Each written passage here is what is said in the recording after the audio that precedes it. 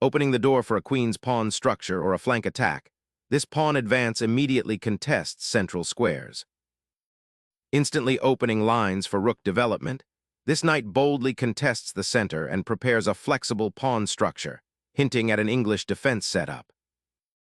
Preparing for a fianchetto, white aims to control the long diagonal and potentially prepare an early kingside castling maneuver. Embracing fianchetto strategy, black mirrors white's plan, preparing to control the long diagonal. Developing a knight to its natural square, this move prepares to contest the center and build a solid kingside pawn structure for potential pawn pushes later. Unlocking the long diagonal for the bishop now solidifies black's central pawn structure and prepares for potential queenside expansion. Solidifying the fianchetto, this pawn sacrifice opens lines for pieces toward the queenside. Immediately staking central claims, this aggressive pawn thrust creates a fascinating symmetrical structure, promising a sharp positional duel.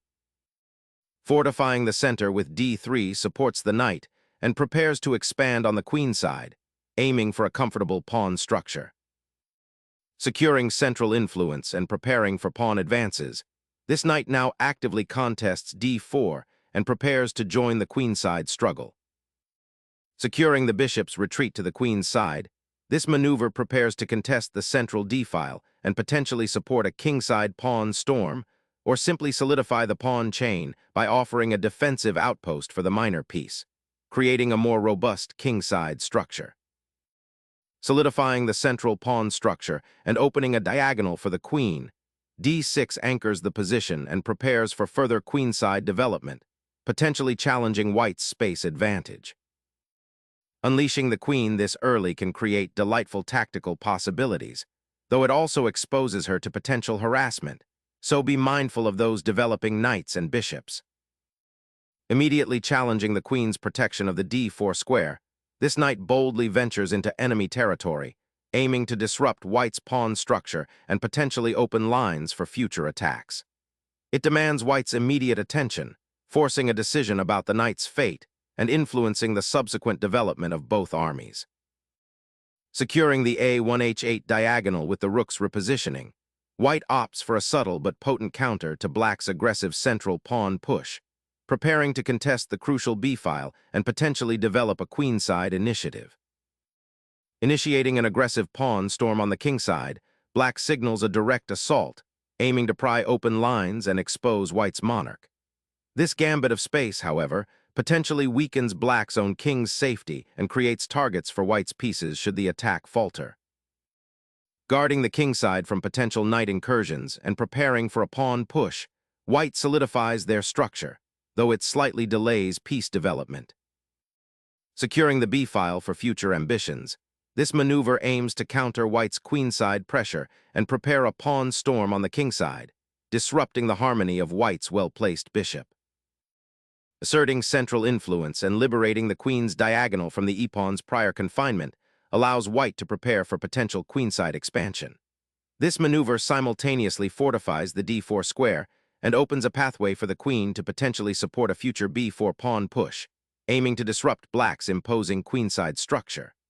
The pawn advance also curbs black's aggressive pawn thrust on the kingside, creating a more balanced positional landscape. Seeking to break free from white's queenside pressure, black repositions the knight from its earlier post on d4. This maneuver aims to challenge the d3 pawn and potentially open lines for future activity, particularly if white decides to advance their pawns further on that flank. The knight's new square seeks greater influence in the center. Securing the b4 square prevents any immediate knight incursions and subtly prepares for a potential queenside pawn advance like b4, aiming to gain more territory and restrict black's pieces. Unburdening the queen from its defensive post on c1 allows the bishop to actively support the central pawn structure and prepare for a potential d5 push, opening lines for the rooks while also creating a slightly safer haven for the king on the queenside by consolidating the pawn chain. Initiating a forceful pawn thrust with the knight's support, white aims to shatter black's pawn structure on the queenside and seize control of key squares. Black aims to establish a more commanding presence on the c-file anticipating a potential advance of white's b-pawn and seeking counterplay. Reorganizing the queen towards the queenside offers a new perspective, aiming to support a potential queenside pawn advance and prepare for future maneuvering, perhaps even a daring exchange sacrifice on c3 if the opportunity arises through knight repositioning. Securing the queenside pawn chain's integrity against white's potential queenside expansion, while simultaneously preparing for a future pawn lever with b5. White prepares to redeploy the knight to a more active central outpost, potentially challenging black's consolidated pawn structure and eyeing the queenside where black's pieces have gathered. Seizing the initiative on the queenside, this pawn thrust aims to disrupt white's queenside structure and create space for black's pieces to maneuver, potentially opening lines for the rook and bishop and challenging white's space advantage. Bolstering the central presence and preparing for potential pawn expansion on the queenside, this bishop repositions to a more active diagonal, eyeing the queenside complex and offering support for the knight. Shattering the central tension, this exchange immediately opens lines and forces a reevaluation of white's queen's defense and knight placement. Striking the center to open the c-file for white's rook, but allowing black's pieces to develop further into white's territory is a bold positional gamble, potentially creating weaknesses around white's king should black manage to exploit the resulting semi-open space. Exploiting the open c-file to disrupt white's coordination, this maneuver aims to force a concession or create significant outpost opportunities for the knight, potentially landing it on c2 or d3 to trouble the queen and pawns. White liberates the queen to a more active diagonal, eyeing potential advances on the king's side and aiming to contest the open c-file that black's rook is currently dominating. A bold maneuver, this knight's hop to d5, aiming to disrupt white's central structure and create active counterplay on the queen side. Black's intention is clear, to exchange the knight for a pawn and potentially open lines for their rooks. However, this move also concedes the d5 square, which white might exploit for piece activity or pawn advancement later. It's a double-edged sword, offering dynamic possibilities while introducing a slight positional vulnerability if not supported correctly.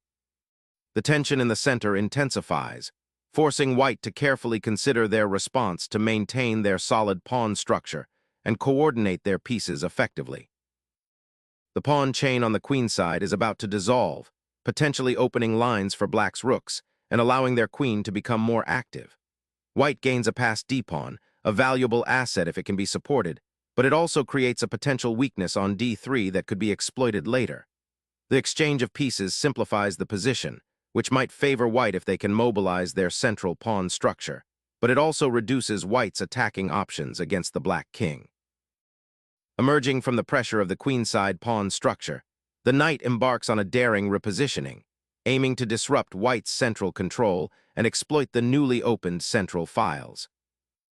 Exchanging the bishop on g7 simplifies the position and removes a key attacking piece from black's potential queenside play, but it also relinquishes the powerful diagonal the bishop controlled, potentially opening lines for black's rook and knight should they find more central influence.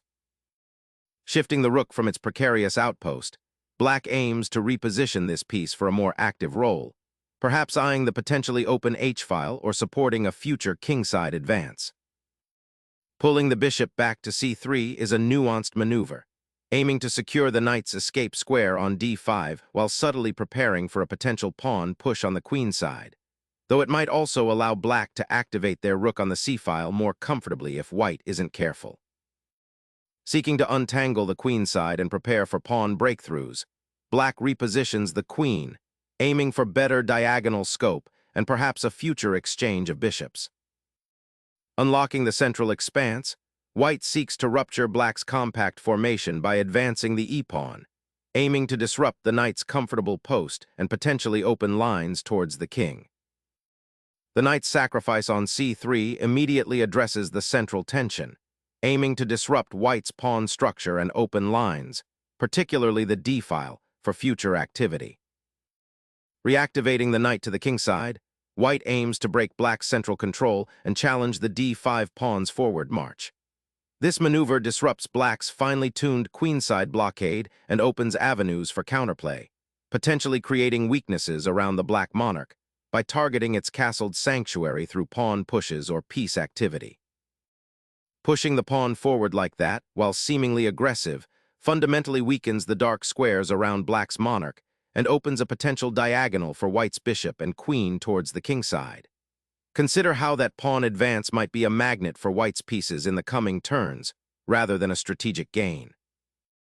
Unleashing a bold pawn thrust, white aims to disrupt black's kingside structure and gain breathing room for their pieces, though it simultaneously weakens their own king's shelter.